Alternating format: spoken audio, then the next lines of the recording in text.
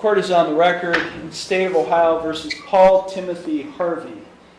Case numbers 25 CRB 168, 25 CRA 175, and 25 CRB 176.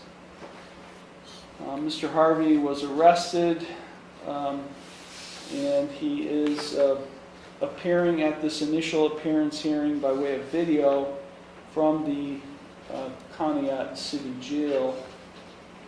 Warrants were issued for his arrest in the 25 CRA 175 and 176 cases, so he was arrested on those outstanding warrants.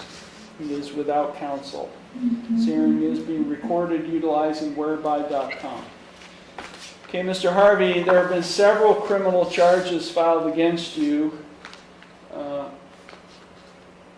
I'm sorry, there's another case, 25 CRB 197, that I failed to address. So you've got 4 cases, 6 charges that have been filed against you in 4 cases. Have you received copies of all of those complaints? Yes, sir. Okay, I'm going to read you your rights, so please pay attention to the rights I'm about to read to you. You do have a right to be informed of and to understand the nature and the elements of the charges filed against you. You also have a right to know the potential penalties that could be imposed. So I'm going to take these cases, of the oldest case first to the newest case. The oldest case in 25 CRB 168 has 2 charges. The first charge is misdemeanor theft. That is a first degree misdemeanor. If convicted of this offense, you face a maximum 6 months in jail and a maximum fine of $1,000. Do you understand the potential maximums if convicted of that charge? Yes. The second charge is criminal damaging or endangering. That is a second degree misdemeanor. If convicted of this offense, you face a maximum of 90 days in jail and a maximum fine of $750 plus costs. Do you understand the maximums on that charge? Yes. In case number 25 CRA 175, you are charged with 1 count of burglary. That is a second degree felony. If convicted of this offense, you face a minimum 2 years up to a maximum 8 years in prison and a maximum fine of $15,000. Also, if you are convicted and receive a prison sentence in this case, you would be, and are released from prison, you would be subject to post-release control of up to 3 years. Do you understand the maximum potential penalties you face on that charge? Yes. The accompanying case to that felony case, 25 CRB 176, has 2 charges. You're charged first with criminal damaging or endangering. That is a second degree misdemeanor. If convicted of this offense, you face a maximum 90 days in jail and a maximum fine of $750 plus costs. Do you understand the maximums on that charge? Yes. The second charge is menacing. That is a 4th degree misdemeanor. If convicted of this charge, you face a maximum 30 days in jail and a maximum fine of $250 plus costs. Do you understand the maximums on that charge? Yes. Finally, in case number 25 CRB 197, you are charged with 1 count of violation of a protection order. That is a 1st degree misdemeanor. If convicted of this offense, you face a maximum 6 months in jail and a maximum fine of $1,000. Do you understand the maximum potential penalties you face on that charge? Yes. You have a right to remain silent and not to say anything during this hearing that might incriminate yourself. Any statement you make could be used against you. You also have a right to a trial to the court. Because you are charged with offenses that carry a possible jail or prison sentence, you do also have a right to a jury trial, provided that you timely file with the court a written demand for a jury trial. At trial, you have the right to confront and ask questions of any witnesses who would testify against you. You also have a right to use the court process to secure the attendance of any witness who you would want to testify on your behalf. At trial, you have the right to be proven guilty beyond a reasonable doubt and a right not to testify. You also have a right to have an attorney represent you in these cases, and because you are charged with offenses that carry a possible jail or prison sentence, you do have a right to court-appointed counsel and to have a lawyer assigned to represent you only if you cannot afford one. If you do qualify for court-appointed counsel, there is a $25 application fee and a $50 cost reimbursement assessment for misdemeanors and a $100 cost reimbursement assessment for felonies. You also have a right to a continuance of this initial appearance hearing in order to retain the services of your own attorney or to consult with your own lawyer. If you are convicted of any or all of these charges or any related offenses, you have a right to appeal the conviction or sentence. That must be done within 30 days of the conviction, and you would be entitled to a court-appointed attorney in the Court of Appeals if you receive a jail or prison sentence and cannot afford a lawyer. Now, if you plead not guilty or enter no plea to any or all of these charges, I will set your case or cases for further proceedings after today, and I will set a bond. A bond is set by the court to ensure your appearance at all future proceedings as well as to protect public safety.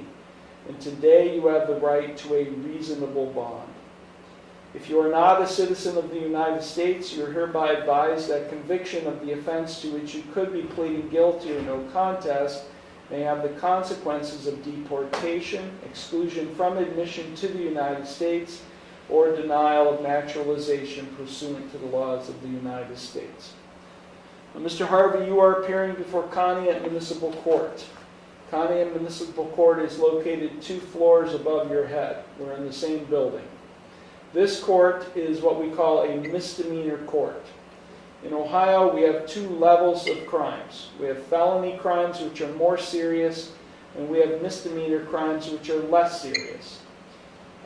This court can only dispose of the less serious misdemeanor offenses. Felony crimes and offenses are handled and disposed of by the Ashtabula County Common Pleas Court, which is located in Jefferson. Now, even though this court cannot dispose of felony charges can be filed here, which is what happened in one of your cases, 25 CRA 175, the burglary charge. And when a felony charge is filed in this court, that affords you, the defendant, one additional right, and that's a right to a preliminary hearing. At a preliminary hearing, the prosecutor is required to present evidence to establish by probable cause that you committed the felony offense.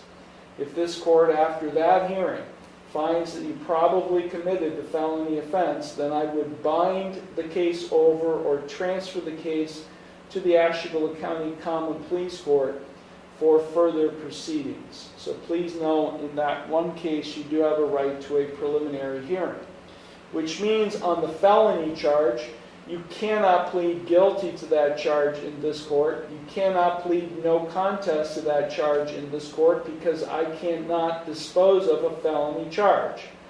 So your only 2 plea options on the felony burglary charge are not guilty, which is a denial by you to the offense charge, or you can enter no plea. No pleas are usually reserved for those who do not understand the criminal justice process or lack sufficient mental capacity to be able to understand most of what I'm saying. So those are your only 2 plea options on the felony charge. Now, on all of the rest of the misdemeanor charges, you have 3 plea options. You can either plead guilty, not guilty, or no contest. If you plead guilty, that is a complete admission by you to the offense charge. If you plead guilty, the court will find you guilty, and then I will impose sentence. The second option is you can plead not guilty.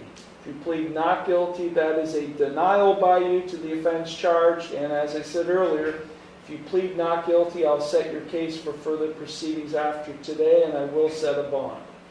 The third option is you can plead no contest. If you plead no contest, that is not an admission of your guilt, but it is an admission by you of the truth of the facts alleged in the complaint filed against you.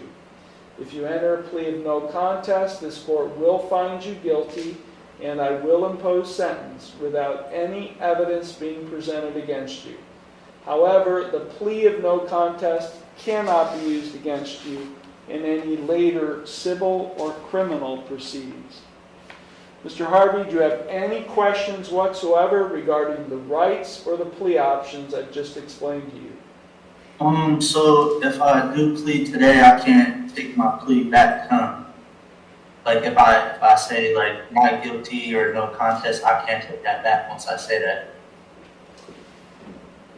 I'm not sure I understand your question. So if you plead not guilty or no plea... No content, no, you say you could charge me as guilty, but today I just want to plead not guilty though, so I'm able to get a lawyer though, so I can get a better understanding and see. That's fine. Okay, that sounds like a reasonable plan. Do you have any other questions regarding the rights and plea options?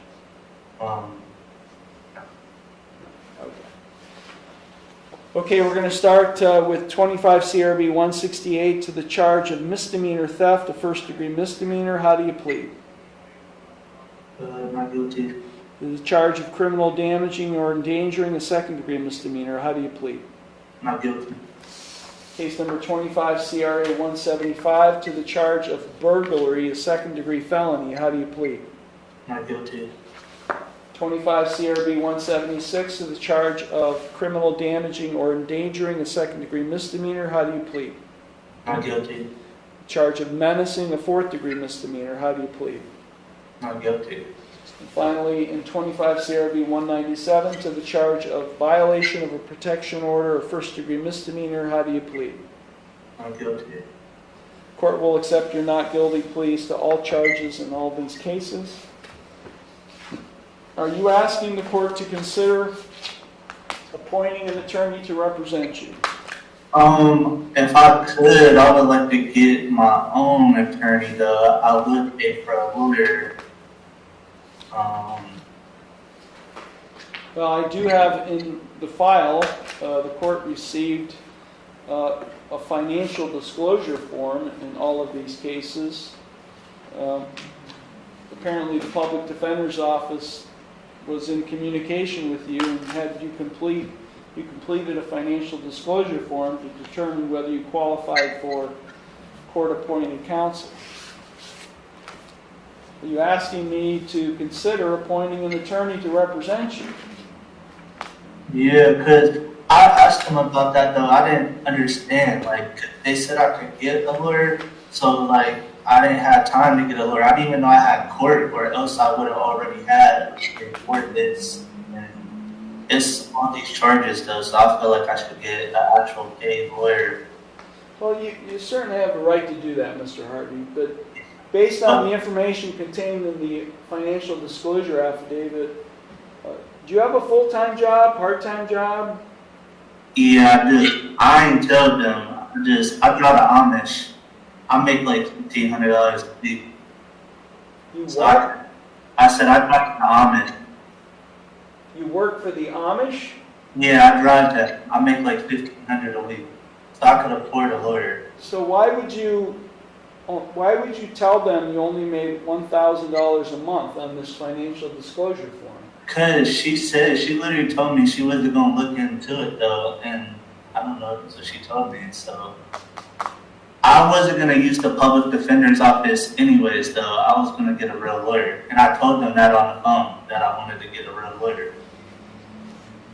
I don't feel like the public defender's office is gonna be able to do anything for me because, like I said, one of these charges are in me, so I would like to get a lawyer. Well, here's what I'm going to do. You certainly have a right to get a lawyer and to retain your own attorney. Yeah. And certainly you have a right to do that, but I'm not going to allow you to show up at the next hearing without a lawyer. No, I'll get a lawyer. So based on the information contained in the financial disclosure affidavit, I'm going to appoint the public defender's office to represent you for purposes of the next hearing only, which would be for purposes of the preliminary hearing and pretrial conferences in these cases. So if I get a lawyer in the meantime, though, how does that The work? lawyer knows what to do, Mr. Harvey. The lawyer knows if you retain an attorney, the lawyer knows to substitute him or herself, for your public defender, okay? Okay. So nothing's prohibiting you from getting another attorney Right. at your own expense. Okay? Okay, now I'm going to address the issue of bond. In case number 25 CRB 168, the law director has submitted a written bond recommendation asking that bond be set in the amount of $5,000 personal recognizance. The allegations are that on May 25th, 2025, in Kingsville Township, the defendant stole Emily Salih's keys and damaged her license plate, and asking that that you be ordered to have no contact with Emily Salih while this case is pending. In 25 CRA 175, the law director submitted a bond recommendation asking that bond be set, this is the felony case, in the amount of $100,000 cash surety 10%. The allegations are that on May 25th, 2025, the defendant forcefully trespassed into the residence of Emily Salih, 602 Harbor Street, destroyed numerous items in the kitchen, and threatened physical harm to Kendall Lewis, who was present, and is asking me to order you to have no contact with Emily Salih, Kendall Lewis, and to remain off the premises at 602 Harbor Street while this case is pending. In 25 CRB 176, this is the accompanying case to the felony case, where the bond recommendation that I just stated on the felony case is the same. And then in 25 CRB 197, the law director is asking me to set bond in the amount of $50,000 cash or surety. The allegations are that on June 17th, that's today, the defendant went to Emily Salih's residence at 602 Harbor Street, banged on the door in violation of the civil protection order issued in Asheville County Common Pleas Court 25 DR 156, effective through May 19th, 2026, in ordering, or asking me to order that the defendant not have any contact with Emily Salih. Where do you live, Mr. Harvey? What is your address? I live in Warren, Ohio. What's the address? 567 Hillsdale Drive. Warren? Yeah. What's the zip? 44485. How long have you lived there? A long time. How long? To be honest, I can't tell you the exact amount of time, maybe over 10 years. How old are you? 27.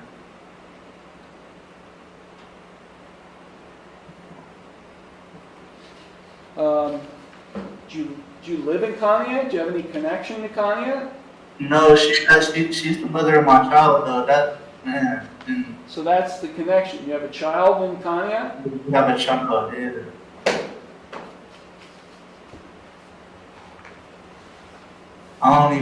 Don't say anything. Don't say anything that might incriminate yourself. Yeah, these are serious charges, very serious. I'm going to start with the felony. Case number 25 CRA 175. I'll set this case for a preliminary hearing in the very near future. $75,000 cash surety, 10%.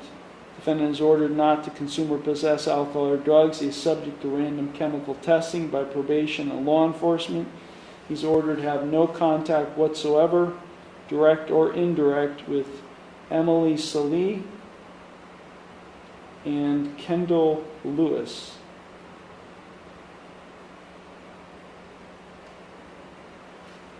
He's ordered to remain off the premises at 602 Harbor Street in Conneaut.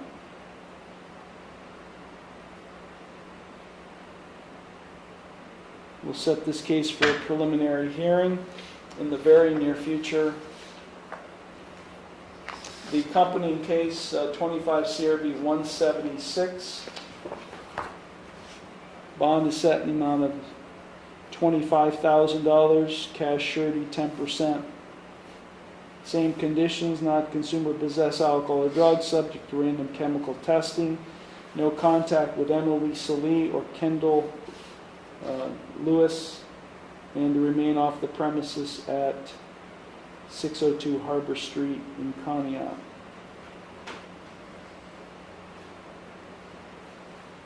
Set this case for a pretrial conference, same date and time. 25 CRB 168. Bond is set in the amount of $10,000, cash surety 10%. Same conditions, not consume or possess alcohol or drugs, subject to random chemical testing. In this case, no contact with Emily Salee, and to remain off the premises at 602 Harbor Street in Conneaut. This case will also be set for a pretrial conference. Case number 25 CRB 197.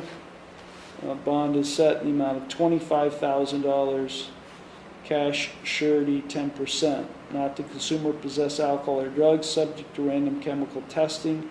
No contact with Emily Salee, and to remain off the premises at 602 Harbor Street in Conneaut. Set this case for a pretrial conference. All of these cases will be scheduled at the same date and time in the very near future. But Mr. Harvey, if you're not able to post bond, you'll be incarcerated until the next hearing. If you do post bond, I've listed several conditions, which means you're supposed to stay drug and alcohol free, and you're supposed to stay away from Emily Salee and Kendall Lewis and avoid 602 Harbor Street. If you, Do I have to? I'll let you know. if you listen to me, Mr. Harvey, Yeah. I'm not playing here. I'm not trying to play either, man. I'm just, you listen to me. Oh. If you post bond and you're released from jail and you fail to come to court when you're supposed to, or if you attempt in any way, shape, or form to have contact with Emily Salee or Kendall Lewis or 602 Harbor Street in Conneaut, or if you fail to remain drug and alcohol free, I'll revoke your bond, I'll get all that money that you posted, I'll forfeit it, and when I issue a warrant and you're arrested on that warrant, I'll make sure you sit in jail for as long as I can keep you there. I'm not playing. So, if you do post bond, just know, you better be here. First thing you ought to do is go find a lawyer, because you keep talking about getting a lawyer. So that's the first thing you need. Because these are serious charges, and you better get a good lawyer. Exactly, that's what I was saying. I'm trying to get over there. Okay. You understand all of that, Mr. Harvey? Yeah, how much do I gotta come up I'll with? tell you. Corrections officer's going to tell you after we're done with this hearing. Understood? Yeah. Okay, this matter is concluded.